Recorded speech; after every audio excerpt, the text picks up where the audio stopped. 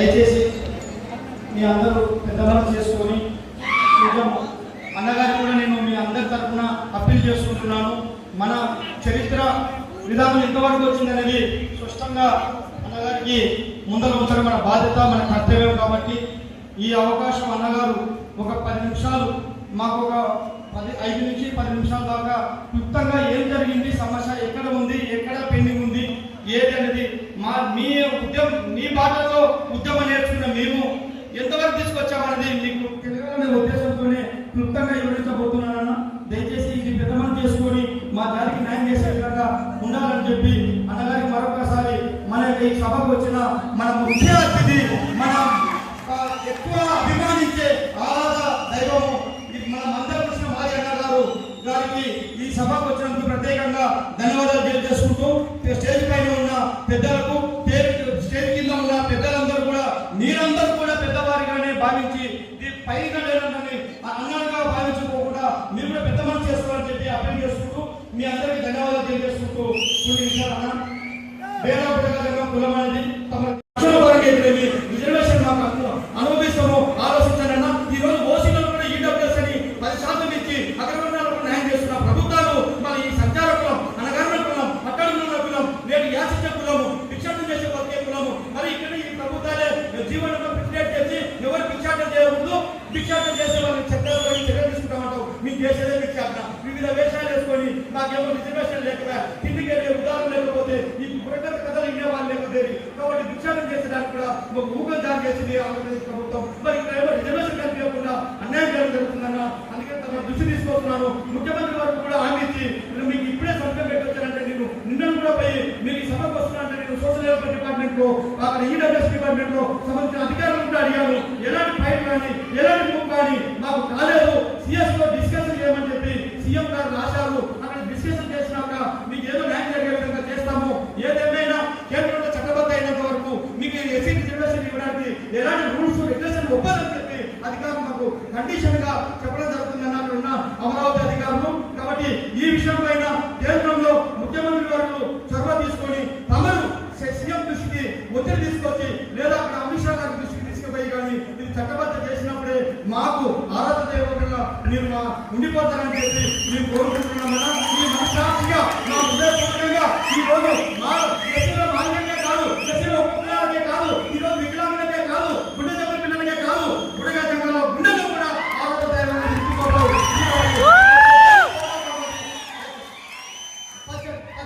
పోరాటం అన్నా. ఇప్పుడు వరకు కూడా ఏ సర్టిఫికేట్ లేక ఏ పునాది లేకుండా మీరే చెప్పడం ఎంతో టెక్నాలజీ పెరిగిపోతుంది. ఆకాశంలో చంద్రమండలంలో కూడా మహిళలు పోయి ఆకాశంలో ఎదుగుతున్నారు. సముద్రంలో ఉన్న జంతురాశులను కనిపెట్టున్నారు. ఒక పూర్వ ముగ్గాలు చంపేస్తే మనుషులు పోతారని కూడా దాని లెక్క చెప్తున్నా. ప్రభుత్వాలు మన బుడిగ దంగలు న్యాయం చేయలేకుండా దౌర్భాగ్య స్థితిలో ఉంటున్నాయన్న. ఈ ఆంధ్రప్రదేశ్లోకి వస్తే ఒక ప్రభుత్వమే కాదన్నా, అన్ని ప్రభుత్వాలు ఎవరు ఏ పార్టీ నాయకులైనా మాకు కళ్ళబడి మాటలు చెప్తారు, టీవీ మాటలు చెప్తారు, సభల్లో, పత్రికల్లో, మీడియాలో వాళ్ళ సభముఖంగా ఒక అసెంబ్లీ మూలంగా చాలా ప్రజలకు అన్యాయం జరుగుతుంది, న్యాయం చేస్తున్నామని చెప్పేవాళ్ళే కానీ ఒక్కనాదులు కూడా న్యాయం చేసి చరిత్ర నిలిచిన విధానం లేదని తమ దృష్టి తీసుకొస్తున్నానన్న.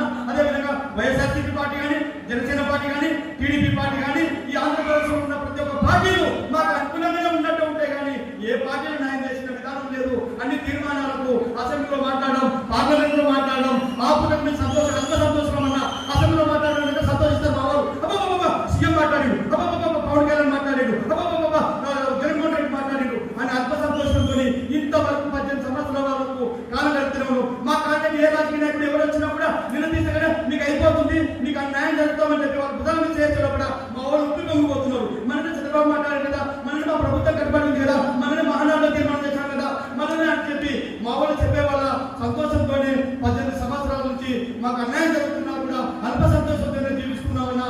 ఈ రోజు నీ యొక్క ఉపన్యాసం వినాలని, నీ యొక్క మీద మా బాధ్యత పెట్టి కేంద్రంలో కదిలించాలంటే మా శక్తి లేదన్నా. మేము చెందిన అల్పసంఖ్యాకులు, నీకు కూడా తెలుసు, తమరు కూడా. మా తెలంగాణలో 5 లక్షలు ఉన్న జనాభా ఈ రోజు సర్వేలో నీకు తెలిసింది 2 లక్షలే ఉన్నాం. ఈ ఆంధ్రప్రదేశ్లో 80,000 జనాభానే ఉన్నామన్నా. గవర్నమెంట్ 2023 రికార్డు ప్రకారం 2023 రికార్డు ప్రకారం మాకు 40,000 మందే ఉన్నాం. కానీ మేము డబల్ వేసుకున్న 80,000 కన్నా జనాభా ఎక్కువ లేదు ఇక్కడ ఆంధ్రప్రదేశ్లో కూడా అని తమకు తెలియజేస్తున్నాం. అది ఎక్కువ రాయలసీమ ప్రాంతంలో ఉన్నామని తమకి అభ్యర్థి చెప్తున్నాను. అదొకటి అన్న, కేంద్రంలో ఓఆర్జీ వాళ్ళు అడిగే క్వశ్చన్లు చాలా బాధాకరంగా ఉన్నాయన్న. అది మీ దృష్టి తీసుకొస్తున్నానన్న. కేంద్రం ఓఆర్జీ వాళ్ళు ఏం చెప్తున్నారంటే ఆంధ్రప్రదేశ్లో పేద ప్రజల వాళ్ళు లేరు అని అంటున్నారు. ఎందుకు లేదా అని ప్రశ్న వేస్తే ఒక మేధావైనటువంటి ఒక మంచి ఇంగ్లీష్ ప్రొఫెసర్ బాగా తెలిసిన మంచి భార్గవ్ సార్ని తొలగిపోయింది మన ఢిల్లీకి. అక్కడ బాగా సబ్జెక్ట్ తెచ్చి అనుభవం చట్టాల గురించి మా గురించి తెలుసు అని చెప్పి తీసుకుపోయినప్పుడు ఆయన బాగా క్వశ్చన్ వేశారు. మీరే కదా ఓఆర్జీ అంటే రీసెర్చ్ జనరల్ ఆఫ్ ఇండియా, మీరే జనాభా సెన్సస్ రాష్ట్రాలలో చేసినప్పుడు 1981 జనాభా సర్వేలో పేద ప్రజలు ఆంధ్రప్రదేశ్లో ఉన్నట్టు మీ రికార్డులోనే ఉంది, మీ రికార్డులోనే ఉంది. మరి అదేవిధంగా 1981, 91, 2001, 2011 జనాభా మీ కేంద్రం చేసిన జనాభాలోనే మా పేద ప్రజలు ఆంధ్రప్రదేశ్లో ఉన్నట్టు సర్వేలు చూపించినప్పుడు మరి ఎలా లేవని చెప్పి మీరు అంటారు. ఇది బాధకరంగా అని చెప్తే అది మీరు అడగకూడదు, మీరు చెప్పకూడదు. ఆ క్వశ్చన్ అది ఎవరు రాయాలా? మీ రాష్ట్ర ప్రభుత్వం, మీ రాష్ట్ర ప్రభుత్వము మీరు ఇచ్చే ఎవిడెన్స్ మీ పేపర్ స్వీకరిస్తాం. మీ రికార్డు మీకు ఆంధ్రప్రదేశ్ ఉండే రికార్డు తీసుకొని మా రికార్డు మాకు ఇదో ఈ విధంగా ఉండే అని చెప్పి వాళ్ళు సూటిగా ప్రశ్న ఏమను, సూటిగా వాళ్ళే లెటర్ పెట్టమను అని చెప్పడం జరుగుతుందన్న. కాబట్టి ఓఆర్జీ వాళ్ళకు బలంగా వాళ్ళ ఈ జనాభా ఆంధ్రప్రదేశ్లో లేరనుకుంటున్నారు. ఇప్పుడు కూడా 2020లో జనాభా చేస్తున్నప్పుడు కూడా మా పేద ప్రజాకులం లేదన్న. గత ప్రభుత్వం చేసినప్పుడు క్వశ్చన్ మార్కులు మేము మొత్తంగా క్వశ్చన్ మార్కులు మాత్రం చేసింది బుడగతం. కానీ మా కులం ఉంటే మేము చేసుకోలేదు లేదని మొండికి వేయడం వల్ల అది మా క్వశ్చన్ మార్కులు వేయడం వల్ల 40,000 జనాభా వచ్చినాం. కాబట్టి ఇప్పుడు వచ్చే జనాభాలో కూడా అది ఏం లేకుండా ఉంటుంది. కాబట్టి కేంద్రం ఓఆర్జీ వాళ్ళు అడిగేది చాలా టూ మచ్గా ఉందన్న. వాళ్ళకంటే రికార్డు ఉన్నా, వాళ్ళలో నమోదులో పేద ప్రజలు ఉన్నా, వాళ్ళ సర్వేలో ఉన్నా 1921 జనాభా ఇది Andhra Pradesh survey, Andhra Pradesh survey report చెప్పాలి. ఆంధ్రప్రదేశ్ సర్వే రిపోర్ట్ వాళ్ళకంటే ఉందన్న. ఓఆర్జీ వాళ్ళనే ఉంది రిపోర్టు. 1921 సర్వే కూడా ఉన్నట్టు చూపిస్తున్నప్పుడు ఇన్ని ఆధారాలు ఉన్నా కూడా కేంద్రము గొప్పవేస్తూ, ఎందుకంటే బలమైన లీడర్లు బలమైన ఒత్తిడి చేయనందుకు వాళ్ళు ఎందుకు చేయాలి అన్నట్టు నాయకులు చెప్తూ తప్పించుకుంటున్నాడన్న.